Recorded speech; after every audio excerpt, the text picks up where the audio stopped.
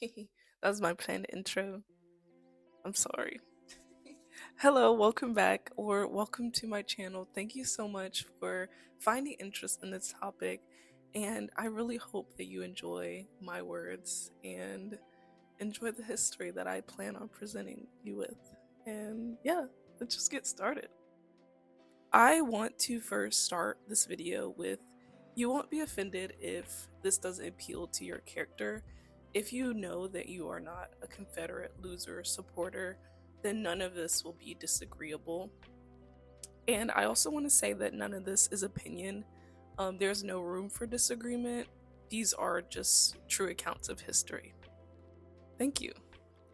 And with that, I want to start it off really great with this video here. I'm going to say this to all of the white people as a white person. We are the problem with this country. We have been the problem since day one. Since we designed this country to benefit white people. Beating black people, lynching black people, tearing out the fetuses, using babies as alligator bait, paying Charleston to beat our slaves, segregation, Jim Crow, the genocide of Native Americans, the Trail of Tears, Asians in internment camps, stealing the land from Mexico, stealing the land from the Native Americans, stealing black people on the Middle Passage. I feel like this is a really big way to start this video. It's really big. I can't show all of that, unfortunately. If you can, you should go watch all of that video. It's very interesting. I saw this video on social media this past week and I thought it was really interesting. It was something that I'd never seen before, and I thought, why have I never seen something like this before? Someone like this saying these words so truthfully and so honestly. We need more of this truth told from white people. And also part of what he's saying is true. It's something like, if you're the one that broke something, you're the one that has to fix it, especially when you're CEO of America and have always been the controller and manipulator. Let's now get into some history, which is better than thinking about the current standings, right? I don't know. Anyway, let's get into some history. But before that, I want to connect to my life and why I was interested into making this topic and diving a little bit deeper into this. There is a huge Confederate flag on my way out, driving out from DC, driving on the highway. I'm sure a lot of people can relate to seeing this. Very alarming, very large. Also, you cannot miss it. It's a very large Confederate flag. It's just, why is it there? Yeah. But the thought behind this, I guess I have, is even without tying any negative or positive connotation to seeing this flag, the person or people that have this flag put up on their property want people to notice it. They want people to have some sort of reaction to it, either way. And so what is the reaction that they want people to have? What is it that they want people to recognize and see of them? What is this kind of symbol that they want people to connect to or stray away from, or know that they stand for this? What does this flag represent, right? They want people driving past this highway to know that that place is a racist safe haven. They're standing for slavery. The Confederate flag is symbolizing pro-slavery and pro-black demise. They want people to see this flag and see that this is something that they stand for. This is what they want to be reflected, that we stand for slavery and we are pro-black demise. The Confederate flag is a hate crime. It is a visual display of hate material solely based against the basis of race. This display should and must be banned in the United States. The Confederacy, as we all obviously know, defended slavery and defended viewing and treating Black Americans as non-human. The flag defended heinous killings and violence against Black people. This is the whole Confederacy.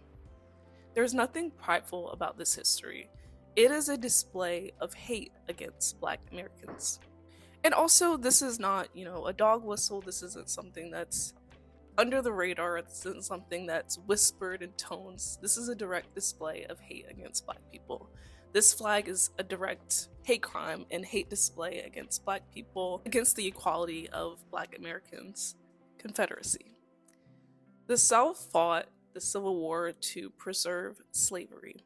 After they lost, they are losers, Confederate losers, and those same losers um, joined groups such as the KKK and Black Legion across America to continue their hate and demonic acts against Black people in disguise.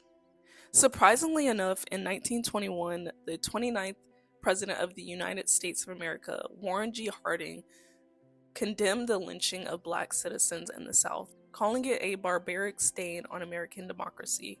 Although this is the bare minimum, this was very surprising for this time. He was the first US president to openly negatively talk about the actions of whites against innocent Black people. But unfortunately, the hate progressed. In The Three Mothers, Anna Michaela Tubbs talks about the history of Louise Little and Earl Little, Malcolm X's parents. I learned about the history of a group called Black Legion that branched from the KKK and held secret members in black masks similar to the KKK terroristic organization. There were a lot of years of violence in cities across America. I can't intro this. Chicago race riot 1919. It's not funny. There were a lot of red summers. How can I intro this? Chicago race riots. There was one in 1919 where 38 people died. And completely different from that, and several years later, in Ohio in the 1930s, there were similar nights of violence present. Specifically on a night in May 1936, the Black Legion burst into national news when a Detroit prosecutor, himself a former Legion member, charged 22 of its members with the murder of a white Works Progress Administration worker named Charles Poole. As the Detroit case unfolded and 9 men were swiftly convicted of murder, the chief inspector for the Michigan State Police announced that Legion was responsible for at least 50 murders in Michigan alone. Malcolm X's father had been found dead in Lansing in 1931, and his family believed that the Legion killed him. But Robert F. Jones, the Lima prosecutor, refused to extradite him from Ohio to Michigan. There's a really informative article by Dana Frank titled Ohio's Little Known Fashion Member of Congress, where she's talking more about Robert F. Jones and Ohio's history of racism within the Black Legion, secretive organization that's mission was to commit violent acts against Black people. And I have to read the first paragraph here to give a quick comprehensive overview. On a chilly night in the spring of 1934, a 27-year-old lawyer and future member of Congress named Robert F. Jones took a ride out to Henry Tapscott's farm a few miles east of Lima, Ohio.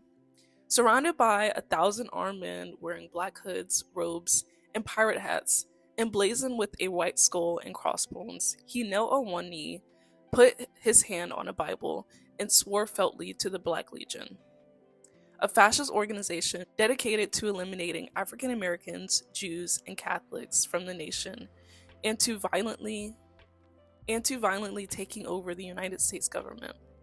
Only when Jones was nominated to the Federal Communications Commission in 1947 was it dramatically revealed that he'd been a member of the terroristic white supremacist group.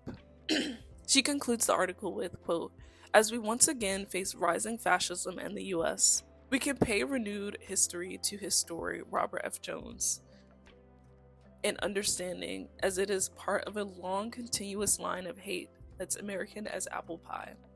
It's not just a coincidence that Representative Jim Jordan, a diehard supporter of Donald Trump and a defender of the January 6th insurrection, today represents the same congressional district in Ohio as did Robert F. Jones. History repeats itself, and the connection is obvious. I really appreciate Dana Frank clearly and concisely connecting the history, especially within Ohio. It is believed that Earl Little, Malcolm X's father, was killed in a Black Legion attack, and that his body was dragged over train tracks to cover the true murder and assemble the scene to look like an accident. Zooming in a little bit on Earl Little's history, in his case, 4 out of 6 of his brothers died as a result of violence, at least 3 of them at the hands of white men, and at least 1 lynched. This violence fueled his desire to fight not only for his rights, but for the rights of all Black people. 4 out of 6. I know I've been on these numbers, but anyway. In this one family, looking at the Little family, 4 children of the same parent were killed by white gangs. Earl Little lost 4 of his siblings from white violence. This one man, 4 siblings were killed at the hands of white men. I want to let that sit in the air for a minute before showing the next video. Bombings, burnings, corruption, and murder. It really was about organized hatred. 100 years ago, a shadowy group called the Black Legion amassed power and a sizable following across the American Midwest. The Black Legion was a paramilitary fascist clandestine organization that was founded in the mid-1920s. It was an offshoot of the Ku Klux Klan. I think a lot of people have heard of the Klan, but not of the Black Legion. And the Black Legion was much more secretive. By the mid-1930s, it had, we think, probably 300,000 to 500,000 members. And there was an initiation ritual that would happen out on somebody's farm in the middle of the night, and you would be surrounded by as many as 1,000 men in robes, and they wore robes that were black with hoods and pirate caps. Now you tell me what the pirate caps were about. It was about these guys having fun terrorizing people. They had to kneel with a gun at their side, put a hand on the Bible, and swear to eliminate all Black people, Jews and Catholics, and anybody who opposed the Black Legion. Black Legion members engaged in a terror campaign meant to suppress anybody who wasn't white and Protestant. They would take people out and beat them. They burned down restaurants. They burned down all kinds of other structures, and people were really seriously terrified of them. They took over the Federal Relief Office in Lima, and an inspector went and interviewed people there, and they were just everybody was terrified to talk about it. Almost all the 48 employees there were in the Legion, and they only gave relief jobs to members of the Legion and their friends. Over 50 people died at the hands of the Black Legion. Among them, it's suspected, was Earl Little, father of civil rights leader Malcolm X. His family believed they left him for dead to be run over by a subway track and made it look like an accident. Though it stretched across the upper Midwest, the group was headquartered in the town of Lima, Ohio. In the town of Lima alone, 1 in 5 white men belonged to the Black Legion, so including the mayor, the chief of detectives, the chief of police, the county prosecutor, who was elected by the Black Legion in exchange for never prosecuting them, and he went on to serve 4 terms in Congress. His name was Robert F. Jones. Few in power did anything to stop the Black Legion from extending its influence and terrorizing people. All these people that knew about it, it was their job to stop it. Chief of police that did not stop it and knew about it, and that goes all the way up to the head of the WPA, the relief authorities in Washington, and J. Edgar Hoover, head of the FBI, knew all about it. The Confederacy stood for this. The losers that lost the Confederate War and fought to continue the atrocities of slavery were the same losers committing lynchings and brutal killings of Black Americans. The Confederacy stood for violence. These demonic, dark, and wholly cruel acts by whites. Has Earl Little's family received any justice? No. They still linger with the violent past of their family members that were murdered at the hands of white gangs. The Little family still deals with the aftermath of these atrocities, and this is just the history that we are aware of, the records that were kept, preserved, and written. Ohio. Singling out Ohio and fast-forwarding to present day, the anti-Black, anti-diversity, racist history is very much still alive in Ohio. I became aware of a hate rally in Ohio that took place February 7th in 2025. White racist losers wave Nazi flags on an overpass and law enforcement provided accommodations for the hate group, and no one was charged. Turn now to one community in Ohio, which is now the center of a growing national debate about civil rights, hate speech, and the Second Amendment. Anchor Morgan Radford visited the town of Lincoln Heights, where residents have formed an armed community defense group in the wake of a neo-Nazi rally. Which is why it was especially painful when neo-Nazis suddenly appeared in this 3,000-person majority black town. But they decided to fight back, taking up arms and patrolling their own streets. These aren't police officers or soldiers. They're business owners, their fathers, their sons, daughters. These are civilians, members of the Lincoln Heights Safety and Watch program. It's a duty. Okay, let's go. The duty, protecting their neighborhood, the majority black village of Lincoln Heights, Ohio. Ain't nobody scared of you. After neo-Nazis held a rally here last month, carrying rifles, waving swastikas, and hurling racial slurs, just moments before children were let out of school. At the time, law enforcement officials said the neo-Nazis did not break any laws, but an investigation by county prosecutors is ongoing. Weeks later, the KKK came with these flyers. Safety and Watch Group spokesperson Durrance Daniels says the police did not do enough, which was more chilling because the town was founded in the 1920s as a safe haven for black residents. The Hamilton County Sheriff is also calling on state lawmakers to pass legislation making it a crime to wear a mask with the purpose of intimidation while open carrying, guys. That you spoke to, think about the contagion factor. Because when I asked, is this a reaction to a local moment or a national movement? And he said, look at January 6th. He said, you already have people felt emboldened to come here locally because of what they saw nationally. If you can hang from the building of the hallowed halls of the Capitol and then be pardoned, not be prosecuted, why don't you think you can come to a small village of African Americans, only 3,000 people? They aren't even trying to pretend that black people are not afforded the same acts as whites. The white people that were clearly committing hate acts, shouting hate slurs, with children nearby, with schools nearby, nonetheless. But it is only questioned to ban face masks with the believed intent to instill fear when black people use the same means as whites. White people gather without permits and shout hate speech near schools and terrorize communities with hate flags and black masks carrying guns. No one is charged and no one is questioned.